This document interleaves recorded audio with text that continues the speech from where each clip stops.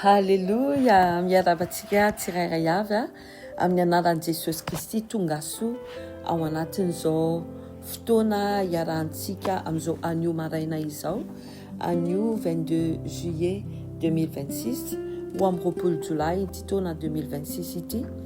Iaraka indray tsika eto noho ny fahasoavan'Andriamanitra sy ny famindram-pon'Andriamanitra ary ny fitiavan'Andriamanitra atsika sy ianao. Mbola velony aina indray isika ary akatombosoa isika ao anatin'ny zao fitiavana asehoan'Andriamanitra atsika izao hianatra bebe kokoa momba ny tenin'Andriamanitra ary indrindra anakaiky azy bebe kokoa isika. Satria ampatsiahivo ny lohateny amin'ity volana ity dia atao hoe fifandraisana akaiky amin'ny Andriamanitra. Dia akafotoana isika amin'izao anio izao iresaka momba n'Andriamanitra, andinika ny teniny satria ny tena marina misy anay sy ianao ny fisiantsika sy ianao dia noho ny amin'Andriamanitra. Dia andao ary avy hatrany avakintsika ny tenin'Andriamanitra izay hitantsika ao anatin'ny Matthieu 22 andininy fa 37. Matthieu toko faharoa amby roapolo andininy fa 7 amby telopolo. Vakiny toy izo amin'ny anaran'i Jesosy Kristy. Dia hoy Jesosy taminy, tiavan'i Jehova Andriamanitrao amin'ny fonao rehetra sy ny fanahinao rehetra ary ny sainao rehetra. Amen. Tiava Jehova Andriamanitrao amin'ny fonao rehetra sy ny fanahinao rehetra ary ny sainao rehetra. Amen. Io tenin'Andriamanitra io androany no dininy atsika. Raha fantatrao io teny io dia fantatrao ambony iny misy nanontany an Jesosy hoe inona moa no didy no lehibe indrindra ao amin'ny lalàna. Dia izay ny tenin Jesosy hoe mila tia an'Andriamanitra ianao amin'ny fonao rehetra, fanahinao rehetra ary ny sainao rehetra. Dia tsika androany resaka kely momba ny fo. Ny fo nomen'Andriamanitra atsika mba hahafahantsika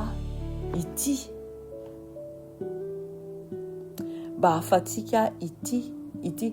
Hitanareo matetika rehefa misy zavatra resahana momba ny fitiavana dia asian'ny olona cœur foana. Ohatra hoe zao ny 14 février moa misy an'le fête manina hoe Saint-Valentin. Dia hain'ny olona ery manao hoe mandefa message amin'ny olona hoe je t'aime, vidianana chocolat, anaovana sarisary fo be da be sy ny ohatr'izao. Dia ankalazaina mihitsy zany io andro io efa hoe ankalazaina resaka fifankatiavana amin'ny olona roa.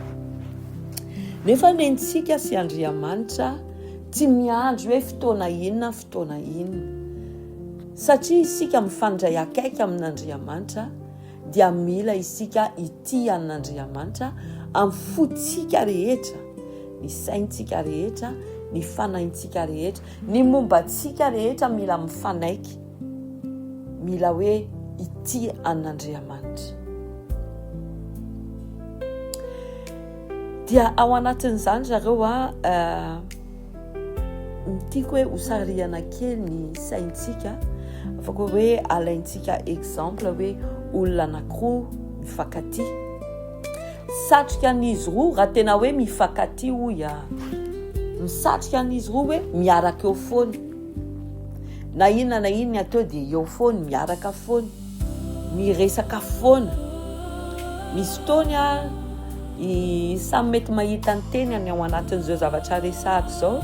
Misy fotoana hoe raha ohatra ka hoe tsy miaraka aminao, tsy eo akaikinao le olona tianao, raha ohatra ka hoe miresaka amin'ny telefona dia efa manao velomo, je sais pas hoe impire efa manao velomo, mbola tsy tapahany ihany le telefona. hoe au revoir babay chéri, mbola tsy tapahany ihany le telefôny, mbola misy resaka hafa indray no resahany, mbola mahita zavatra hafa hoe tsy tianao mihitsy ny tapahany le fifandraisany. Zany rehefa hoe olona anankiray tia olona anankiray, dia za mino hoe fa ohatr'izany koa ny tian'Andriamanitra no ataontsika aminazy.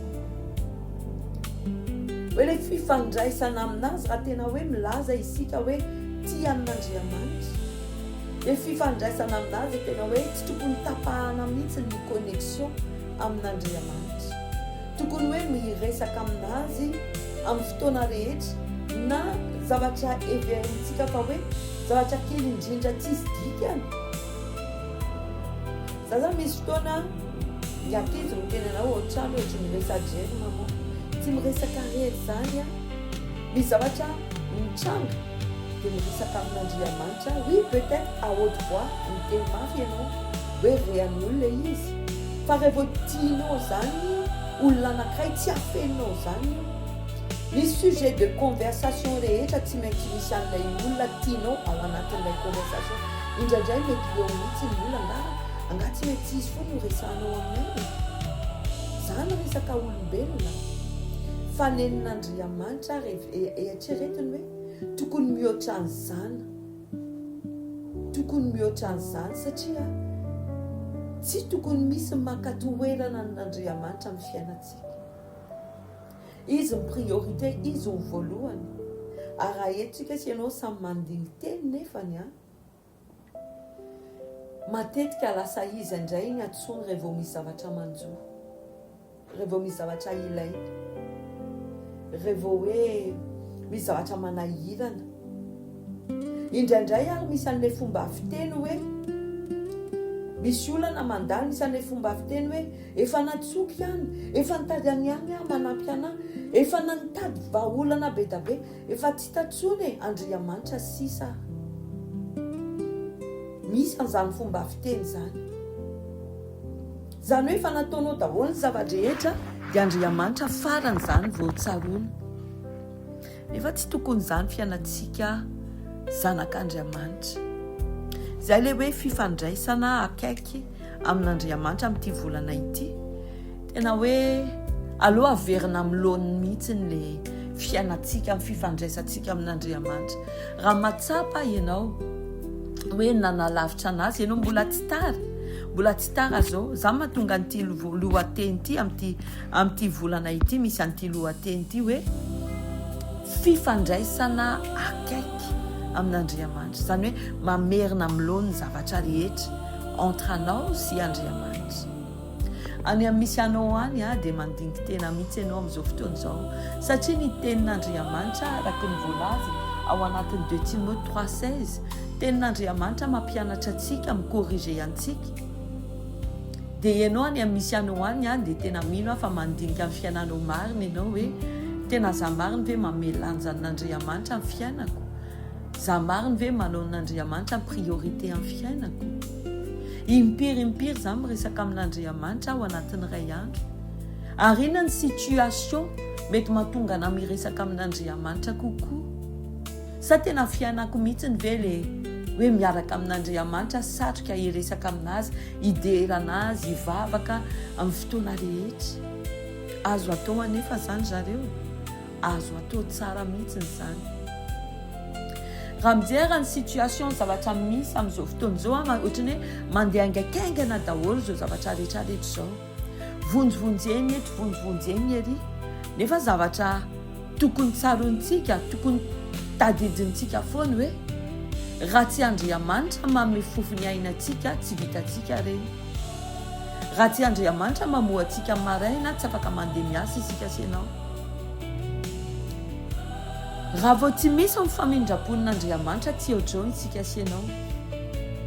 Donc andeontsika tena anaja sy ity aniraintsika zay any an-danitra. Omena anazy ny priorité rehetra. Raha misy zavatra tokony tantarainao amin'ny olo dia resao amin-dada aloha. Resao aminazy aloha. Na dia fantatrintsika hoe fantany ange izany, na dia tsy resahantsika ange zany.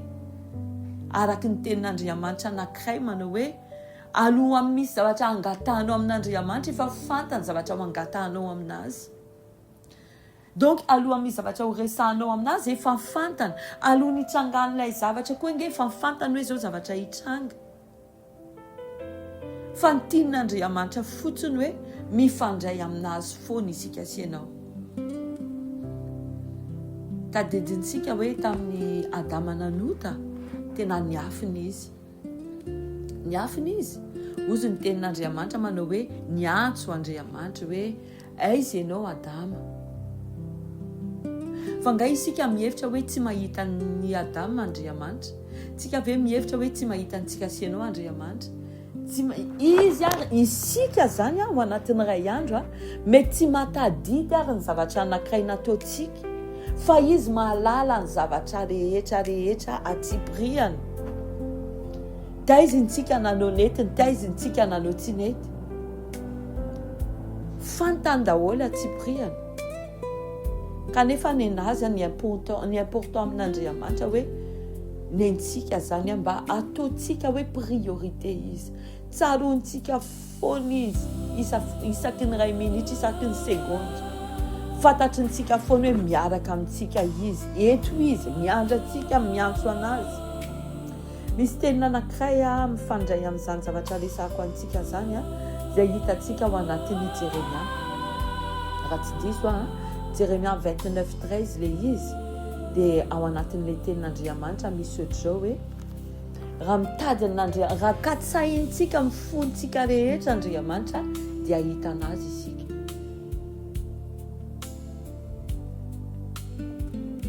Dia apetraka amintsika izany teny zany androany hoe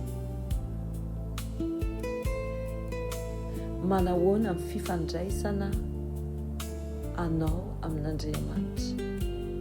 Mianakaiky kokoa ve?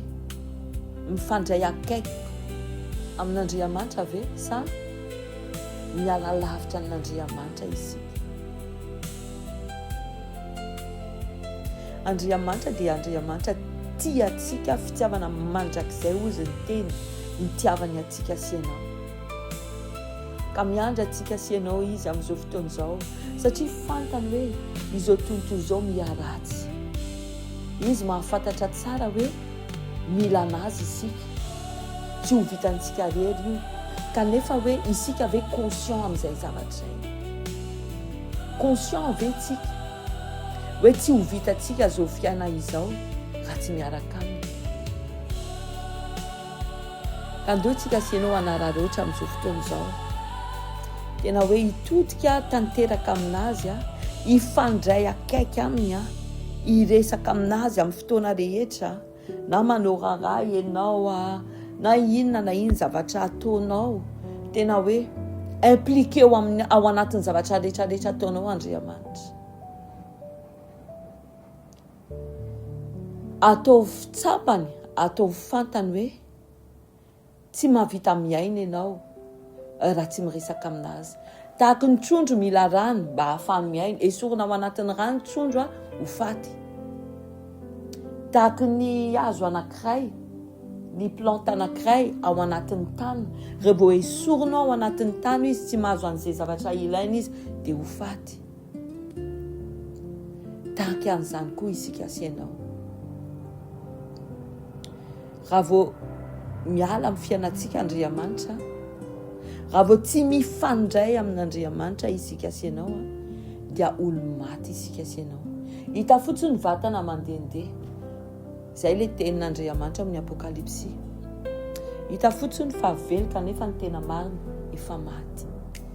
Sanatria amintsika sy ianao izany. Misy ny fofony ain'Andriamanitra entrantsika sy ianao ao anatintsika sy ianao dia Andriamanitra mihitsy miresaka amintsika sy ianao amin'izao fotoana izao hoe andao isika ifandray. Andao isika ifampiresaka. Izay ny afatra androany ary mino aho fa nakasika anao izany. Mino aho fa anaty tsara ny fifandraisanao amin'Andriamanitra ianao ary mino fa Andriamanitra koa ifaly aminao ary anao zava-dehibe, anao zava-mahagaga amin'ny fiainanao hatrany izy. amin'ny anaran'i Jesosy Kristy mivavaka mba ho restauré ny relation anao sy amin'Andriamanitra. Hisy restauration amin'ny fifandraisana anao sy Andriamanitra. Ary Andriamanitra hitrasehatra amin'ny fiainanao hitahanao hatrany izy mba havoninahitry ny anarany inderiany. Ientiko fahasoavana sy famindram-po anaraka anao amin'ny andro rehetra iainanao dia hitoetra mitran'ny Jehovah andro lava ianao amin'ny anaran'i Jesosy Kristy. Amen. Tahin'Andriamanitra ianao dia manaraka indray.